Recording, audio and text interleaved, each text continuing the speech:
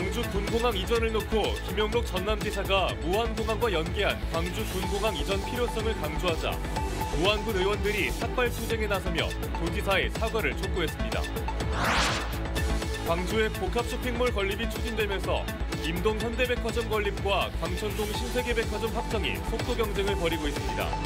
아직까지 초기 단계지만 누가 먼저 건립하느냐에 따라 시장 선점 효과가 클 걸로 전망됩니다. 광주 현 재래시장 앞에서 승용차를 들이받은 시내버스 기사가 경찰에 입건됐습니다. 사고 충격으로 승용차가 인도를 넘어 상점까지 돌진하면서 큰 인명피해가 날 뻔했는데 시내버스 교통사고를 막기 위한 대책 마련이 시급합니다. 헌재 판결 이후 민영배 의원의 민주당 복당을 둘러싼 논란이 더 커지고 있습니다. 결국 민 의원의 복당은 당과 중도 여론이 좌우할 걸로 전망되는 가운데 민영배 의원은 비명계 의원들에게 자기들을 돌아보라며 서운한 감정을 나타냈습니다. 여러분 안녕하십니까? KBC 8시 뉴스입니다. 광주 군공항 이전 문제가 지역의 뜨거운 이슈로 떠오르고 있습니다.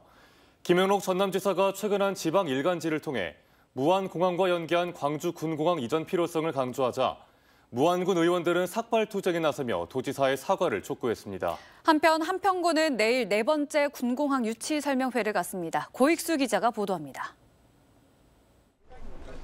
무안 구민의 결사 반대 움직임에 한동안 잠잠했던 광주 군공항 이전 문제가 다시 쟁점으로 부상하고 있습니다. 한평군의 이딴 군공항 이전 설명회 개최와 특별법 국회 통과를 기대하고 있는 시점에 나온 김영록 전남도지사의 발언이 발단이 됐습니다. 김 지사는 지방 일간지와의 인터뷰에서 무안국제공항 활성화를 위해 무안공항과 연계한 광주 군공항 이전의 필요성을 강조했습니다. 아울러 정부와 광주시의 종합적인 지원 방안 마련을 전제로 무안 군민들이 잘 판단해야 할 시기라고 밝혔습니다. 이 같은 발언이 전해지자 무안 지역 정치인들이 삭발까지 단행하며 규탄 반대 투쟁에 들어갔습니다. 우리 무안군 발전을 저해하는 군공항이 무안군에 이전돼야 된다는 그런 발언을 하신 것에 대해서 굉장하게 큰 유감이라고 생각합니다. 이런 가운데 군공항 이전 유치에 적극 나서고 있는 한평군이 올 들어 벌써 4번째 유치 설명회를 열기로 해 광주 군공항 이전 문제가 지역 간 갈등으로 번지지 않을까 하는 우려를 낳고 있습니다. 광주 군공항 이전을 반대하는 무안군과 군공항 유치에 뛰어든 한평군, 무안으로의 이전을 바라는 전남도와 한평으로의 이전도 괜찮다는 광주시. 이들 네 자치단체 간에 얽히고 설킨 실타래를 풀어줄 중앙정부의 종합적이고 현실 타당한 지원 방안 제시가 절실해 보입니다. KBC 고익수입니다. 광주의 복합 쇼핑몰 건립이 추진되면서 임동 현대백화점 건립과 광천동 신세계백화점 확장이 속도 경쟁을 벌이고 있습니다. 아직까지 인허가 절차는 초기 단계지만 누가 먼저 건립하느냐에 따라 시장 선점 효과가 크기 때문입니다. 이형길 기자의 보도입니다. 광주광역시 심의 절차는 기존 사업지를 확장하는 신세계 측이 더 유리합니다. 광주 신세계는 오는 30일 도시계획위원회 2번째 자문을 예정하고 있고 이후 상반기 내 지구단위 계획을 마련한 뒤 도시건축위원회, 교통영향평가, 건축인허가 등을 받고 내년 1월 착공한다는 계획입니다. 이에 비해 현대백화점이 추진하는 임동 부지는 준공업지역을 상업과 주거지역으로 바꿔야 해 사전 협상 절차가 더 필요합니다. 광주시와 사업자 간 사전 협상을 오는 7월까지 진행하고 내년 상반기까지 지구단위 계획에 반영해 도시건축위원회 등을 거쳐야 합니다. 신세계보다는 10개월 정도 느린 내년 11월 착공을 목표로 하고 있습니다. 양 사업지가 직선거리로 800여 미터밖에 떨어져 있지 않아 광주시는 교통대책 등은 연계해 마련하되 인허가 절차는 각각 따로 진행한다는 방침입니다. 행정 절차로는 신세계는 신세계고 전방 일방은 따로지만은 저는 이미 2개를 같이 보면서 착공까지 금융 비용은 물론이고 상권 선점 효과를 보기 위해서는 인허가 절차를 하루라도 앞당겨야 하는 상황. 복합 쇼핑몰 설립을 기점으로 벌어지고 있는 유통 대기업들의 각축전이 광주에서 치열하게 펼쳐지고 있습니다. KBC 이영길입니다.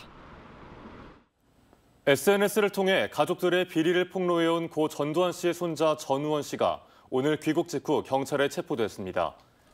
오늘 새벽 수갑을 찬 채 입국장의 모습을 드러낸 전 씨는 수사에 최대한 열심히 협조해 빨리 5.18 유가족과 피해자들에게 사과드리고 싶다고 말했습니다. 앞서 전 씨는 귀국 전 5.18 기념재단 측에 사죄의 뜻을 밝히며 도움을 요청했고 이에 5월 단체 측도 적극 협조하겠다는 입장을 밝힌 바 있습니다. 저 같은 죄인이 한국에 와서 사죄를 할 수 있는 기회를 주심에 국민 여러분께 정말로 감사드리고 민폐 끼쳐드려서 죄송하고 이번에 수사받게 되는 거 최대한 열심히 협조해서 수사받고 나와서 빨리 5.18 단체 유가족분들, 피해자분들께 사과드리고 싶어요. 어제 광주의 한 재래시장 앞에서 승용차를 들이받은 시내버스 기사가 경찰에 입건됐습니다. 사고 충격으로 승용차가 인도를 넘어 상점까지 돌진하면서 자칫 큰 인명피해로 이어질 뻔했는데요. 시내버스 교통사고를 막기 위한 대책 마련이 시급하다는 지적이 나오고 있습니다. 조윤정 기자입니다. 광주 말바우 시장 앞 사거리. 황색 신호에 멈춘 차량 뒤로 시내버스가 달려오더니 그대로 뒤를 들이받습니다. 충격을 받은 차량이 건너편 인도를 넘어 상가로 돌진하고 놀란 시민들은 급히 몸을 피합니다. 나는 옆에 있었고 옆에서 살짝만 피한 거죠. 안 피하면 죽으니까 사람들이 막 우왕좌왕하고 막 저도 옆으로 피하고 막 난리 부르스를 쳤는데 이 사고로 버스 승객 등 6명이 병원으로 옮겨졌으며 차량을 들이받은 버스기사는 교통사고 처리특례법상 과실치상 혐의로 입건됐습니다. 다행히 부상자 모두 생명에 지장은 없지만 사고 당시 장날에 퇴근 시간까지 겹쳐 하마터면 큰 인명피해로 이어질 뻔했습니다. 최근 광주에서 시내버스 관련 교통사고는 꾸준히 발생하고 있습니다. 지난 3년간 평균 사고 건수는 112건에 이르고 시내버스 운전기사가 낸 사고로 부상을 입은 사람도 450명이 넘었습니다. 광주시는 사고가 잦은 회사의 수익을 적게 배분하고 기사들을 상대로 교육 시간을 늘리는 등 사고 방지에 힘쓰고 있다는 입장입니다. 그 수익 구조에 대해서 좀 감점을 받죠. 사고율이 낮은 데는 수익률을 더 많이 가져가고 사고가 많은 데는 더 적게 가져가는 구조죠. 하지만 벌점 등 가해 기사들이 받는 불이익의 경우 그 과정이 회사 재량에 맡겨져 있어 실제 제대로 된 페널티가 주어질지는 의문입니다. 시민들이 보다 더 안전하게 버스를 이용할 수 있는 대책 마련이 필요합니다. KBC 조윤정입니다. 광주광역시가 제2순환도로 지산IC 진출로에 대한 특정감사에 돌입합니다. 광주시 감사위원회는 다음 달 3일부터 약 한 달간 지산IC 진출로 개설과 실시 설계 변경, 예산 집행 적정성 여부 등 사업 전반에 대한 특정감사에 들어간다며 문제가 확인되면 지위 고하를 막론하고 엄중히 책임을 묻겠다고 밝혔습니다. 앞서 지난 13일 열린 지산IC 진출로 위험도 평가 용역 최종 보고회에서는 지산IC 진출 방식과 진출로 위치 모두 문제점으로 지목됐습니다. 치과 수술 횟수를 허위로 늘려 보험금을 타는 혐의를 수사 중인 경찰이 의사 3명 등 20명을 추가 송치했습니다. 광주경찰청 강력범죄수사대는 한 번에 2-3개의 치조골 이식 수술을 했지만 여러 번 한 것처럼 진료 기록을 꾸며 보험금을 타낸 혐의로 의사 3명과 치위생사 1명, 환자 16명을 추가로 송치했습니다.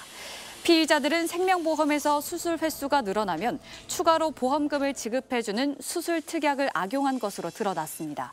현재 경찰은 8개 병원 중 5개 병원에 대한 수사를 마무리한 상태입니다. 헌법재판소 판결 이후 민영배 의원의 민주당 복당을 둘러싼 논란이 더 커지고 있습니다.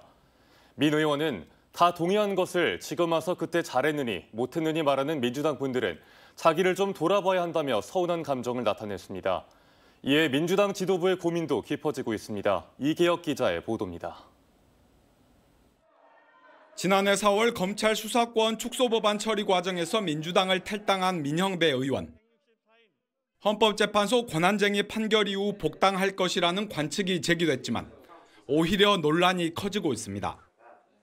법안 유효 결정이 나왔지만 재판관 9명 중 5명이 국회의원의 표결권과 심의권을 침해한 점을 일부 인정한 부분이 논란에 불을 붙였습니다.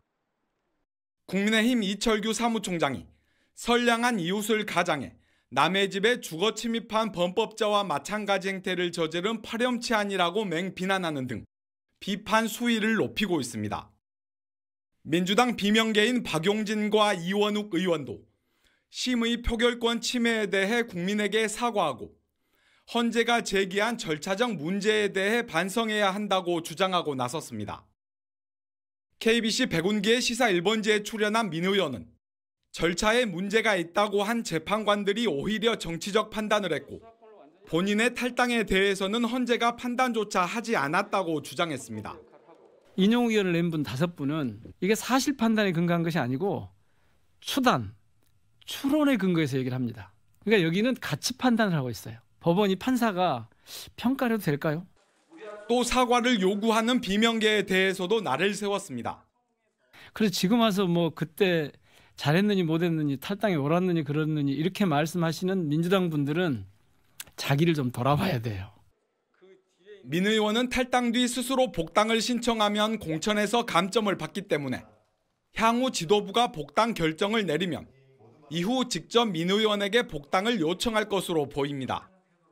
하지만 당 지도부로서는 최근 비명계의 반발을 수용해 지도부 개편까지 나선 상황에서 또 다른 내부 갈등 확산을 고려해야 할 처지에 놓였습니다.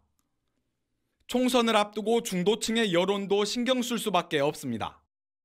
먼저 사과를 하고 그다음에 또 탄핵 공격을 해야지 논리적으로 맞기 때문에 지금 민영배 의원의 복당은 좀 시기상조고 당장 복당시키기는 어려울 것으로 보입니다. 민주당 지도부는 당분간 여론 수렴 과정을 거치며 복당 여부를 최종 결정할 것으로 전망됩니다. KBC 이계혁입니다. 광주 경영자 총협회가 수건이던 경총회관 건립에 나섭니다. 출범 이후 40여 년 동안 사무실을 임대에 쓰고 있는 광주경총은 올해부터 100억 원 규모의 회관 건립 기금을 조성해 향후 200에서 300억 원 규모의 회관을 건립하기로 했습니다. 또 현재 370여 개사인 회원사를 올 연말까지 500개, 2025년까지 700개로 확대해 호남권 대표 경영자 단체로 거듭나겠다는 비전을 제시했습니다. 광주 전남연구원에서 분리된 광주연구원과 전남연구원이 각각 개원 준비에 들어갔습니다. 광주광역시는 광주연구원의 연구인력 규모가 30에서 40명 선이 될 걸로 보이며 광주연구원의 위치는 광주광역시청과 가까운 곳이 될 전망이라고 밝혔습니다. 한편 광주 전남연구원에서 분리되는 전남연구원도 오는 7월 개원하기로 했습니다.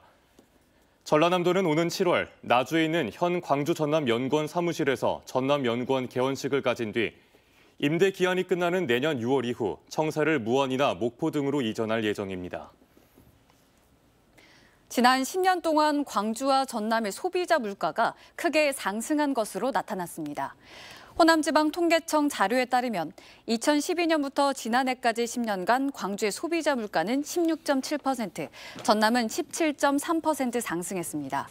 특히 코로나19와 국제적인 환경 변화 등으로 최근 2년 동안의 소비자 물가 상승률은 광주가 7.8%, 전남이 8.4% 급등한 것으로 조사됐습니다. KBC 광주방송이 나흘 뒤 개막하는 순천만 국제정원 박람회의 성공 개최를 위해 적극 협력하기로 했습니다. 임채영 KBC 대표이사는 오늘 오후 순천만 국가정원 국제습지센터에서 정원 박람회 입장권 전달식을 갖고 2천만 원 구매 약정서를 박람회 조직위원회에 전달했습니다. 임 대표이사는 노관규 순천시장을 만나 10년 만에 개최되는 이번 박람회가 성공적으로 개최될 수 있도록 전국적으로 홍보하는 등 적극 협력하겠다고 말했습니다.